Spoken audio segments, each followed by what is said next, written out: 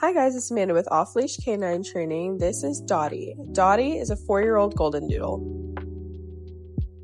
I have Dottie for training because her family is embarrassed anytime they take her out in a public space. She tries to jump on everybody, she pulls really bad on the leash, and she doesn't really understand how to calm down. She's not too bad at home. A couple of things that they're dealing with are jumping on visitors, and whenever she gets out the front door, she's gonna run away. She likes to play keep away, so they have a really hard time trying to catch her, even if she's just in the backyard. I can't wait to spend these next 2 weeks with Dottie. The following clips are Dottie's transformation after 2 weeks in her 2-week board and train program.